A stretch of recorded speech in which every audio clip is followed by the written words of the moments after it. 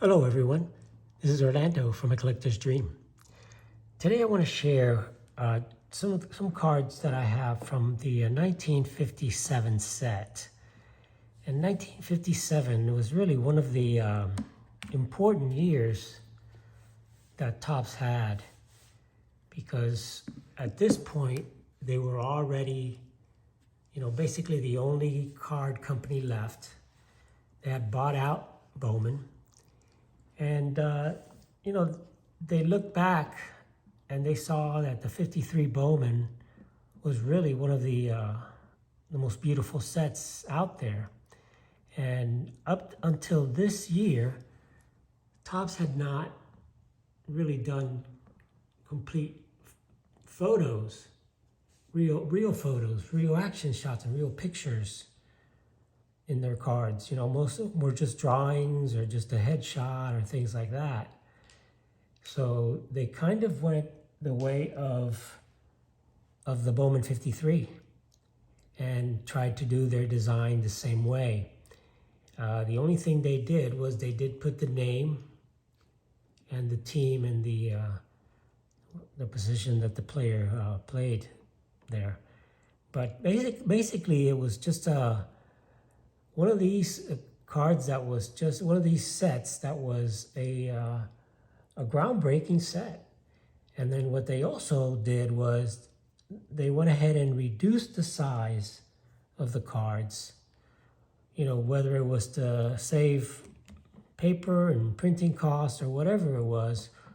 They established this size as the standard size of baseball cards, the 2.5 by 3.5. And this is what all cards have been like pretty much from now on, since 1957. So this is the first card in the set, and this is the Ted Williams. And I had the complete set. I broke it up, sold off most of the set, and I'm just going to share some of the ones that I have here. And almost all of them are graded now except for one. And, they chose to have Ted be the #1 card in the set. And that's a big thing at the time. And really it was, right near the end of his career. They had that big fight with Bowman in 1954 where they forced the 54 Bowman set, forced Bowman to remove the 54 Bowman Ted Williams off of their set. And then 54 Topps had Ted, the first card and the last card, and they really highlighted him. And they went on to highlight him. And this was the last real big card, I would say, of Ted Williams before he retired.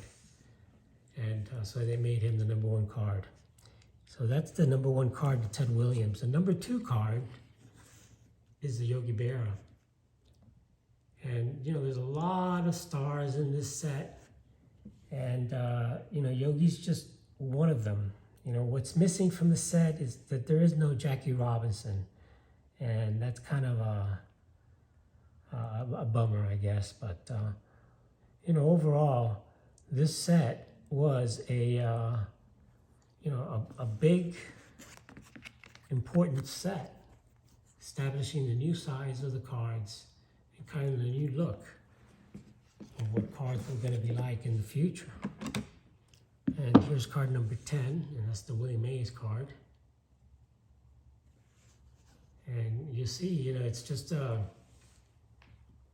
nice picture, actual photos, and there's a lot of Hall of Famers in this set, of course, Mickey Mantle, Ted Williams, Yogi Berra, Willie Mays, Hank Aaron, Clemente, Whitey Ford, Pee Wee Reese, Ernie Banks. I mean, you go on, Spahn and Snyder and Campanella and Koufax and so on are there. But and I'll share most of those here. But there's also a lot of rookie cards in this set. So that's the Mays. And one of the rookie cards in the set is Don Drysdale. And again, a nice portrait one of the things I like about this set, it has some kind of action shots, and then it has a nice portrait shot. And that's a young rookie, Don Drysdale. And they also have some cartoons in the back. Not all of them, of course. The Ted Williams is full of stats, but the ones that don't have cartoons in the back. So it's a nice look, a nice layout there for future Topps cards. And you can see the Don is the Dodgers expert giant killer. So that's the Don Drysdale rookie. Another rookie card in that set is the Frank Robinson. And again, that's a beautiful card of Frank Robinson, you know, early in his career, says, you know, with the Cincinnati Redlegs. So it's, yeah, again, you know, first time that Topps really decided to come out and actually put photos in there. You can see the back of that. Now, next one, you know, one of the problems with photos, and I'll share this, is some cards don't have perfect registration, and that's one of the issues with my Clemente. That's how it came out of the pack, but when you really look at it, the registration is perfectly there. It's graded a 7, yeah, very sharp, super sharp card, but probably wouldn't buy this card today.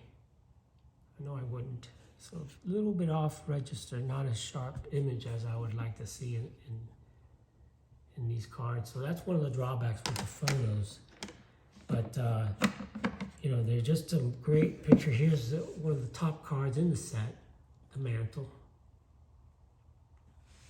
And, you know, the other thing with this set is it's very, very tough to get the cards centered. You know, well, any cards, you know, in those years, but especially in 1957, because it really was the first year that they made this size. So you imagine they had to recalibrate, reset the printing press, the cutting machines, all of that stuff. So you're not going to get, you know, the centering that you get in a lot of the cards. You know, and if you look at the PSA registry, there's only 108 out of 135,000 graded cards. There's only 108 that are gem mint. So that's how difficult it is to get these cards nicely centered. They're out there, but they're extremely tough to find. So this is the Mantle, and that's the back of the Mantle. And again, this is one of the earlier year Mantle cards, so only has, you know, one of the things that it does have is 1956 stats, where he won the Triple Crown, and you can see that right there, where he batted 333, 130 RBIs, and 52 home runs. So, you know, it says Mickey picked up all the American League titles last year. Switch hitting slugger's clean sweep included highest batting average, most home runs, most runs batted in, most runs scored, and the highest slugging percentage. So he was elected most valuable player by unanimous vote. So that's, to me, that's an important card of Mantle. Yeah, the 56 is great because that's the year he did it, but this is the year that they talk about what he did that year. And the other cool thing about this is that they did, for some reason, kind of block out a player there. It looks like they tried to, you know, color him out or white him out, or however they did it back in the day. And the story says that is the ghost of Babe Ruth. That's what I've always heard. That is the ghost of Babe Ruth back there. Obviously it's not, but it's just something that they did. You know, check it out. Let's give you guys a good look at that 1957 Mantle. It's a beautiful 57 Mantle. Just off-centered, but That's a nice one. So another one of the rookie cards in the set is the not rookie cards, but I'm going to share that one next. But another one of the top cards in the set is the Sandy Koufax. And one of the things with the Sandy Koufax and the next one I'm going to show you, which is the rookie card of Brooks Robinson, is that the cards in this series, in the 300s series, are the toughest cards to find. Not the higher series, the 400s and stuff like that. Well, it goes up to only 407. So, but this mid-series, card number 302 and the Brooks Robinson are really more short printed than the final series in this case. And that's, one of those things that's kind of different in this set than other sets. Usually the last and final series are the toughest cards to find, but this is the Sandy Koufax. Beautiful Sandy Koufax. I still don't know why this got a 3.5. Unless it has some type of surface thing. I looked at it, but maybe it's the back. I think it's in the back because it's so off-centered in the back. I think that's why we got a 3.5. It may have a little, I think it may have a little scratch there. But overall, beautiful card of Sandy Koufax from my original set that I put together in 1957. I actually bought probably 2/3 of the set at a garage sale from the person that actually opened the cards many years ago. And this is the 1957, the Brooks Robinson rookie card, number 328. And look how young he looks there. He just looks like a baby, and one of my favorite cards from the set, the Hall of Famer, Brooks Robinson. And the other things that Topps did this year, is they produced, for the first time, combo cards. And, they had a few combo cards, and just a couple combo cards of one I'm going to show you here. And I have them both. I couldn't find one of them, but they did one with the Dodgers and one with the Yankees, and that was something new that they had not done before. They do have, again in 1957, team cards and things like that. And the other thing that they didn't do is they didn't have the checklist as an actual part of the set. Checklists were not numbered; they were unnumbered. So that's another kind of different thing they did. And the last card of the set was one of the combo cards. And this is the Berra and the Mantle combo card. And this is the last card of the set. So again, in the old days, the last card and the first card were usually the ones that got beat up the most. And, were tougher to find. But, this is a classic of picture of Mantle and Berra sitting in the dugout there, holding the bats, ready to go. And, these are the kind of things that Topps did in 1957 to really make their cards a little bit different, really be a trendsetter. And kind of, what Bowman did. Because when Bowman came on board, they basically set the trend when they did their 53 set. And Topps came back with theirs, but Topps was much better funded, so Topps was able to basically buy out Bowman.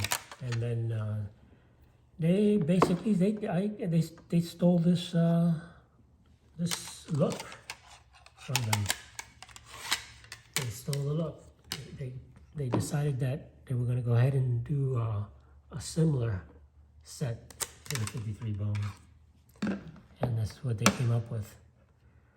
So Let me know what you guys think. Do you like this set? Do you not like this set? Is it too plain for you guys? You know, I know some people don't like the different colors and the names down here. I mean, maybe a little bit different, but hey, it's a classic. It's a set that set the standard, and you know, it's one of those sets that will never be will be one of the key sets in the hobby for years to come. So thanks for watching, guys. Please like and subscribe. This is Orlando from A Collector's Dream. Leave me some comments. Let me know what you guys think, and I'll catch you on the next one. Thanks for watching.